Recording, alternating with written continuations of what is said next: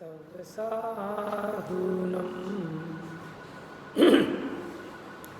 वन्दितु सर्वसिद्धे ध्रुवमचलमनोवमं गतिं पत्ते वोचामि समयबाहुं मृडमौषधकेवली भणिदं नमः समयसाराय स्वानुभूत्या चकासते चित्स्वभावाय भावाय सर्वभावांतरक्षिदे निज स्वरूप को परम रस जामे भरो अपार बंदो परमानंदमय समय सार अविकार। लाइट बंद करो। देखिए गाथा 75 के बारे में हमारी चर्चा हो गई थी।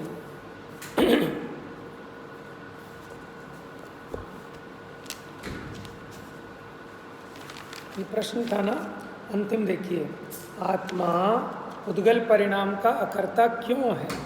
गाथा 75 की टीका में से बताना है आपको। निकालिए, क्वेश्चन नहीं मिला आपको? फर्स्ट पेज पे ही है। स्टार्टिंग कहाँ से है? हाँ, सबसे नीचे।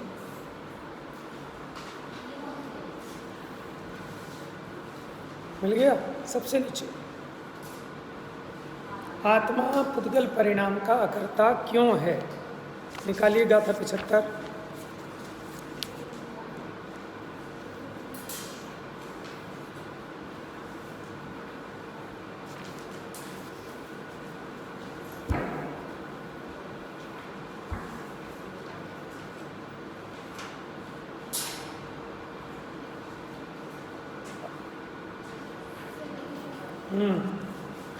देखिए नीचे की लाइनों में टीका में पेज नंबर 142।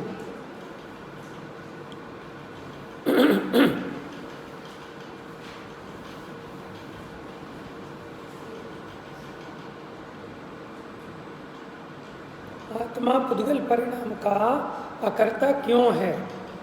देखिए बीच में है, मैं देखता हूँ।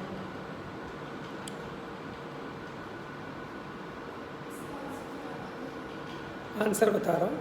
देखो, जहाँ व्याप्य व्यापकपना होता है वहीं कर्ता कर्मपना होता है। आत्मा का पुद्गल परिणाम के साथ व्याप्य व्यापकपना नहीं है। उसी प्रकार पुद्गल का आत्मा के परिणाम के साथ व्याप्य व्यापकपना नहीं है। इसलिए आत्मा पुद्गल परिणाम का अकर्ता होता है। यहाँ देखिए ऊपर से चौथी लाइन, कल हमने कर्म का परिणाम नो कर्म का परिणाम देखा था। परमार्थ से जैसे घड़े के और मिट्टी के व्याप्य व्यापक भाव का सद्भाव होने से कर्ता कर्मपना है। तो कर्ता कर्मपना कहाँ होता है? कि जहाँ व्याप्य व्यापकपने का सद्भाव होता है। घड़े में और मिट्टी में व्याप्य व्यापकपने का सद्भाव है ना, इसलिए मिट्टी घड़े की कर्ता है, उनमें कर्ता कर्म बनेगा। उसी प्रकार पुद्गल परिणाम के और पुद्गल के ही व्याप्य व्यापक भाव का सद्भाव होने से कर्ता कर्मपना है। ध्यान से देखो, समझ गए? उदाहरण दिया मिट्टी और घड़े का। उसी प्रकार पुद्गल और पुद्गल परिणाम, उनमें व्याप्य व्यापक भाव होने से उनमें कर्ता कर्मपना है। पुद्गल अपने परिणाम का कर्ता है और उसका परिणाम उसका कर्म है। आगे देखो, पुद्गल द्रव्य स्वतंत्र व्यापक है। जो व्यापक होता है वो कर्ता होता है कि कर्म होता है? व्यापक कर्ता और व्याप्य। तो पुद्गल, जो पुद्गल द्रव्य है वो स्वतंत्र व्यापक है, इसलिए पुद्गल परिणाम का क्या होगा? कर्ता। तो किताब में नहीं देख रहे, आप अपनी लाइट तो खोल लो।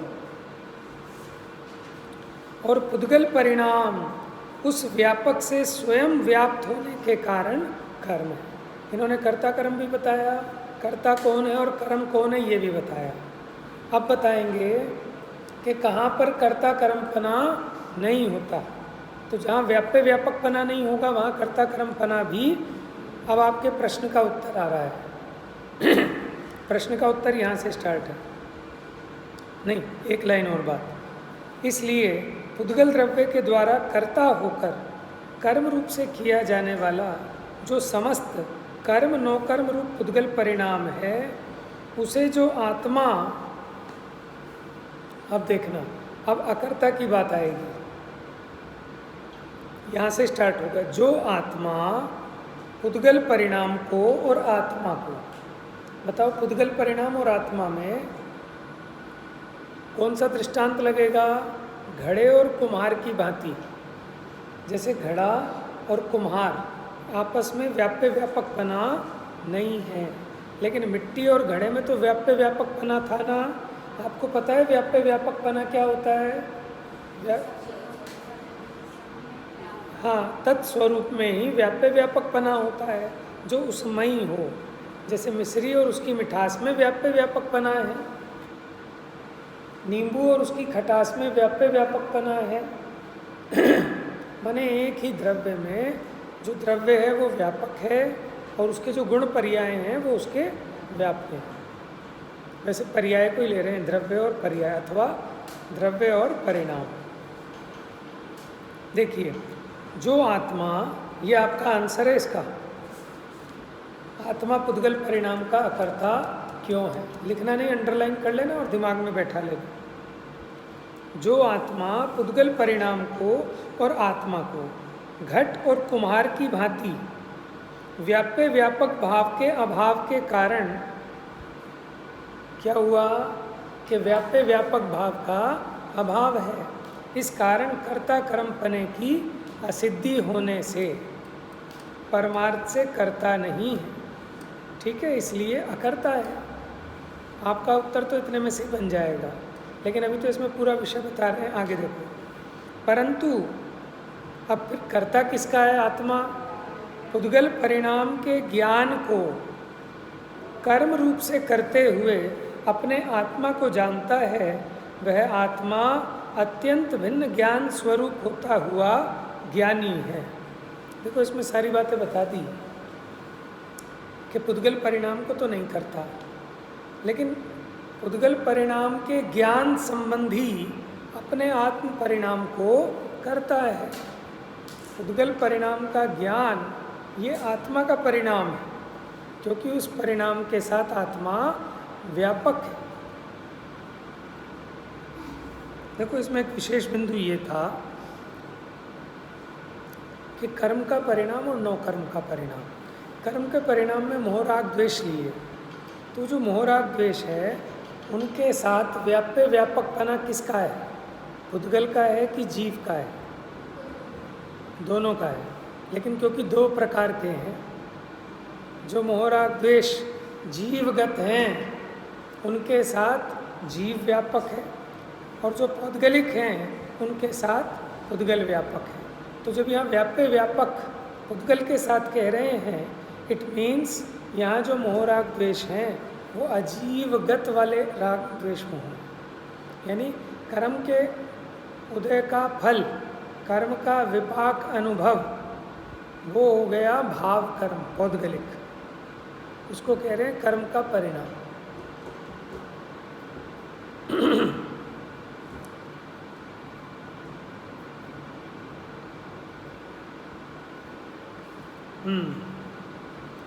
देखो आगे, पुद्गल परिणाम का ज्ञान आत्मा का कर्म किस प्रकार है? देखो, पुद्गल परिणाम का ज्ञान ये किसका कर्म है? अच्छा चलो, पुद्गल परिणाम किसका कर्म है? हाँ जी बताओ। पुद्गल का, घबरा क्यों रहे हो? और पुद्गल परिणाम का ज्ञान किसका कर्म है?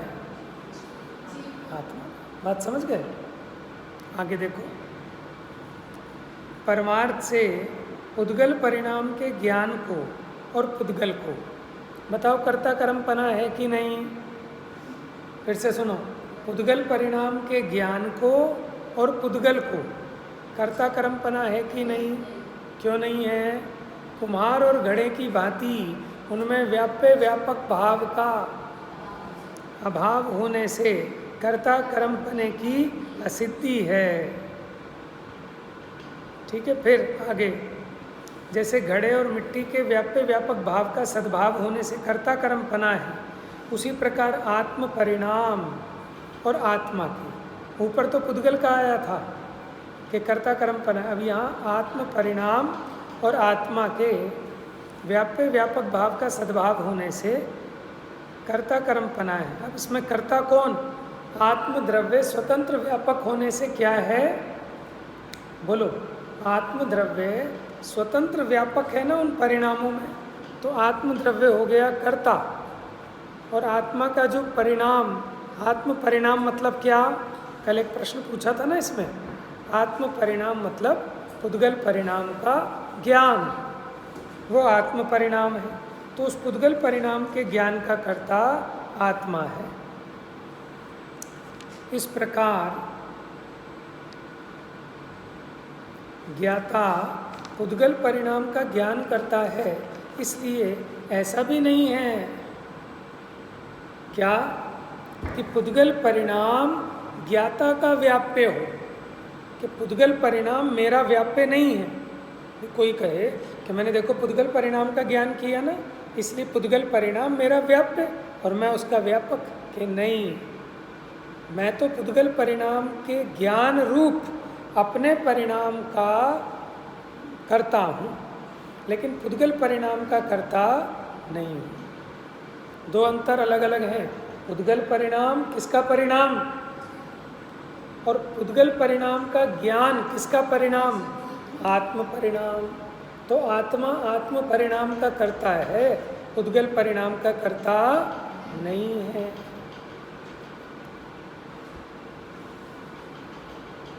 क्योंकि पुद्गल और आत्मा के ज्ञेय ज्ञायक संबंध व्यवहार मात्र होने पर भी पुद्गल परिणाम जिसका निमित्त है, तो पुद्गल परिणाम किसका निमित्त है? उस संबंधी जो ज्ञान होता है। तभी तो ज्ञेय ज्ञायक संबंध कहते हैं हम, कि मैंने इस माइक को जाना तो इस माइक के साथ मेरा ज्ञेय ज्ञायक संबंध, लेकिन मैं इसमें व्याप्त नहीं होता। ये जो माइक है ये निमित्त है किसका? कि मुझे जो इस माइक का ज्ञान हुआ, इस संबंधी ज्ञान का ये निमित्त मात्र है। तो मैं तो अपने ज्ञान परिणाम के साथ व्याप्त हूँ, इस माइक के साथ व्याप्त नहीं होता। इसलिए जो ज्ञेय ज्ञायक संबंध है वो व्यवहार मात्र होने पर भी पुद्गल परिणाम जिसका निमित्त है, ऐसा ज्ञान ही ज्ञाता का व्याप्य है। इसलिए वह ज्ञान ही ज्ञाता का कर्म है। समझ में? अज्ञानता क्या होती थी? कर्म के परिणाम को नो कर्म के परिणाम को जो ना करे बस मात्र जाने प्राप्त हो सद्ज्ञान को। यही कहा था, कर्म का परिणाम अरुणो कर्म का परिणाम है, सो नहीं करे जो मात्र जाने वो ही आत्मा ज्ञानी है। वैसे तो कोई भी कर्म और नो कर्म के परिणाम को कर नहीं सकता, तो क्या सभी ज्ञानी हो गए? कि नहीं, कर तो नहीं सकता, लेकिन अपनी मिथ्या बुद्धि में उसको ऐसा प्रतिभास होता है कि मैं ही कर्म के और नो कर्म के परिणाम को करता हूँ, वो तो अज्ञानी है। और जिसको ये भेद विज्ञान होता है कि कर्म और नो कर्म के परिणाम का मैं करता नहीं हूँ, वो आत्मा ज्ञानी है। इसके लिए हमने एक प्रश्न दिया था कि ये आत्मा ज्ञानी हो गया, इसका चिन्ह क्या है? उसके लिए गाथा है। चलें आगे। ये 75 पे ही था मेन, जिसमें बड़े वाद विवाद होते हैं। व्यापक और व्याप्य को परिभाषित करें, स्पष्ट करें। तो आप कुम्हार और घड़े के उदाहरण से स्पष्ट कर सकते हैं, ठीक है। मिट्टी और घड़े के उदाहरण से स्पष्ट कर सकते हैं। व्याप्य व्यापक एक ही द्रव्य में होता है, व्यापक कर्ता होता है, द्रव्य व्यापक होता है, परिणाम उसका व्याप्य होता है। जैसे मिट्टी घड़े रूप अवस्था में व्याप्त है, जो माने उस परिणाम की सभी माने जो सभी परिणामों में व्याप्त हो वो व्यापक करता, और उसका जो परिणाम है वो उसका व्याप्य। इस प्रकार आप स्पष्ट करेंगे इसमें।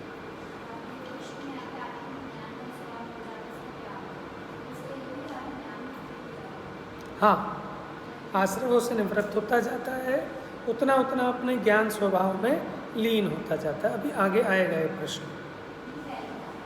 पहले था मैंने, जो जो आत्मा आश्रवों से निवृत्त होता जाता है त्यों त्यों विज्ञान घन होता जाता है, मैंने अपने स्वरूप में स्थिरता बढ़ती जाती है। जितनी जितनी अशुद्धि की हानि होती है उतनी उतनी शुद्धि की वृद्धि होती जाती है, उसकी वीतरागता बढ़ती जाती है।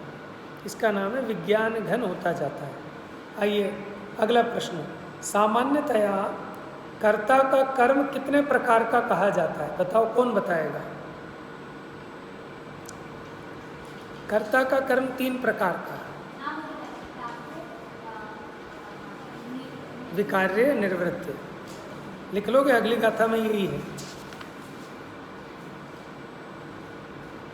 देखो, मैं हिंदी की गाथा पढ़ रहा हूँ, पेज नंबर 144 पर देखो। बहु भांति पुद्गल कर्म सब ज्ञानी पुरुष जाना करे,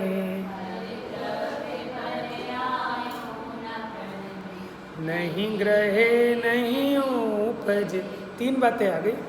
अभी जो हमने 75 गाथा में सिद्ध किया ना व्यापक भाव, अब उससे हमने बता दिया कि इस प्रकार उद्गल कर्म को ज्ञानी जानता है, लेकिन उसको पर द्रव्य की पर्यायों में परिणमित नहीं होता, पर द्रव्य की पर्यायों को ग्रहण नहीं करता, पर द्रव्यों की पर्याय रूप से उपजता नहीं है। तो इसको अंडरलाइन करो। परिणमित होना विकार्य कर्म है, ग्रहण करना प्राप्य कर्म है, और उपजना ये निर्वृत्य कर्म है।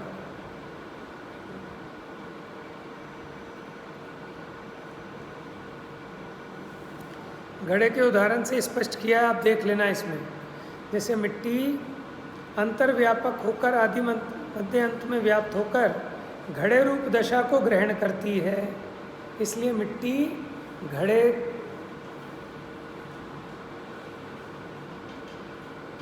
तो जो घड़ा है वो मिट्टी का प्राप्य कर्म है, अथवा मिट्टी घड़े रूप से उत्पन्न होती है, इसलिए घड़ा मिट्टी का कौन सा निर्वृत्य कर्म है। ठीक है, क्या रह गया? मिट्टी घड़े रूप दशा को प्राप्त करती है, इसका मतलब प्राप्य। घड़े रूप परिणमित होती है, इसलिए विकार्य। घड़े रूप से उत्पन्न होती है मिट्टी, इसलिए निर्वृत्य। देखो,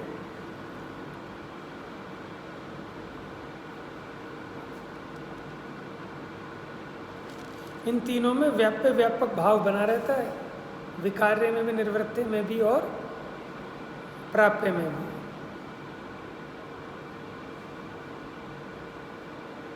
देखो, इसकी परिभाषा भावार्थ में है, पेज नंबर 145 देखो। कर्ता के द्वारा मिल गया क्या? कर्ता के द्वारा जो पहले ना हो ऐसा नवीन कुछ उत्पन्न किया जाए, सो कर्ता का निर्वृत्य कर्म है, उस रूप से उत्पन्न हुआ। कर्ता के द्वारा पदार्थ में विकार परिवर्तन करके जो कुछ किया जाए वह कर्ता का विकार्य कर्म है। देखो, जैसे आपने सोने के कड़े तुड़वाकर चैन बनवा ली, ये क्या हो गया? विकार्य। हाँ, वो भी बताएंगे, अभी एंगल है ना देखने का। अभी हमने क्या कहा कि पदार्थ में विकार उत्पन्न कर दिया, परिवर्तन करके ये बना दिया। इस दृष्टि से देखें तो वो सोने की चैन क्या है? विकार्य कर्म है। ठीक है। अच्छा, अब अगर सोने का एक पिंड था, उसमें कोई आभूषण नहीं था, अब उसमें से एक नई चैन बना दी खींच के, निर्वृत्य हो गया। बात समझ में आ रही है? कर्ता जो नया उत्पन्न नहीं करता तथा विकार करके भी नहीं करता, मात्र जिसे प्राप्त करता है वह कर्ता का प्राप्य कर्म है। देखो, यद्यपि इसमें हमें 3 अलग अलग चीज़ों के एंगल से समझाया, क्योंकि इसमें सभी प्रकार के कर्म गर्भित हो जाएंगे, लेकिन वो कह रहे हैं कि जहाँ निर्वृत्य नहीं बना विकार्य नहीं बना, लेकिन वहाँ भी प्राप्य बन सकता है। माने उस दशा को किसने प्राप्त किया, माने जैसे घड़े रूप दशा है तो वो घड़े को किसने प्राप्त किया, पनिहारिन ने या मिट्टी ने? समझ में आया?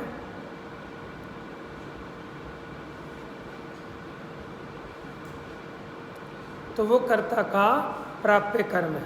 अभी तो हमने एग्जाम्पल ऐसा दिया कि उसमें तीनों घटित हो गए।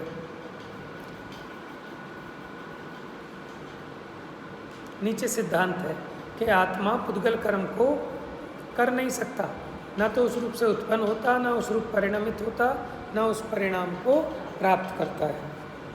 आगे देखिए, अज्ञानी को जीव पुद्गल कर्म का कर्ता भोगता है, ऐसा भ्रम क्यों उत्पन्न होता है? बोलो।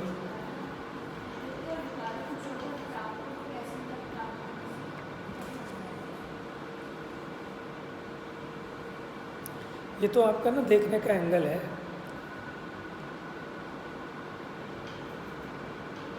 जैसे आत्मा में केवल ज्ञान नहीं था, केवल ज्ञान हुआ ना, ये आत्मा का कौन सा कर्म है? प्राप्य का। ऐसा थोड़ी है कि वो जो पहला अपना ज्ञान था वो पलट कर केवल ज्ञान हो गया, ऐसा तो नहीं है। ये तो नवीन उत्पन्न हुआ ना केवल ज्ञान, इसलिए प्राप्य कर्म हो गया। जैसे अब देखो, मिथ्या ज्ञान पलट कर सम्यक ज्ञान हो गया, ये कौन सा होगा? विकार्य। समझ रहे हो आप? एग्जाम्पल दे रहा हूँ, मिथ्या ज्ञान पलट कर सम्यक ज्ञान हो गया, ये हो गया विकार्य कर्म आत्मा का। केवल ज्ञान था ही नहीं, केवल ज्ञान उत्पन्न हो गया, ठीक है, ये क्या हो गया? प्राप्य कर्म। और कौन सा बचा? निर्वृत्त। निर्वृत्त माने उस रूप से उत्पन्न होना, माने प्रत्येक क्षण जो जो ज्ञान की पर्याय होती है, द्रव्य कहते किसको हैं? कि जो अपने गुण पर्यायों में बहे, जो गुण पर्यायों को प्राप्त करे, उसे ही द्रव्य कहते हैं। द्रव्य की परिभाषा भी है कि जो अपने गुण पर्यायों को प्राप्त करे वो द्रव्य है। तो द्रव्य में प्रति समय जो जो पर्याय हो रही है, द्रव्य उन पर्यायों को प्राप्त करता है। कोई भी ले लो आप, तो उस अपेक्षा प्राप्य कर्म तो सभी में बन जाएगा। बात तो एक ही है, उसको तीन एंगल से समझा रहे हैं। अब ये गाथाएं आगे वैसे ही सिंपल हैं, इसमें वही बात बताई कि आत्मा पर द्रव्य रूप परिणमित नहीं होता, उसकी पुष्टि करता है। वो तो आगे आएंगे। अब देखो, अज्ञानी को जीव पुद्गल कर्म का कर्ता भोगता है, ऐसा भ्रम क्यों होता है? उसके लिए तीन गाथाएं 80, 81, 82, क्योंकि इनमें निमित्त नैमित्तिक संबंध है, इसलिए अज्ञानी को ऐसा भ्रम पैदा हो जाता है। हाँ, और क्या। उत्थानी का देखो, पेज नंबर 150, तीन गाथाओं का एक बंच है। यद्यपि जीव के परिणाम को और पुद्गल के परिणाम को अन्योन्य निमित्त मात्रता है, माने जीव का परिणाम और पुद्गल का परिणाम, उनमें निमित्त नैमित्तिकपना है, लेकिन फिर भी उन दोनों में कर्ता कर्मपना नहीं है।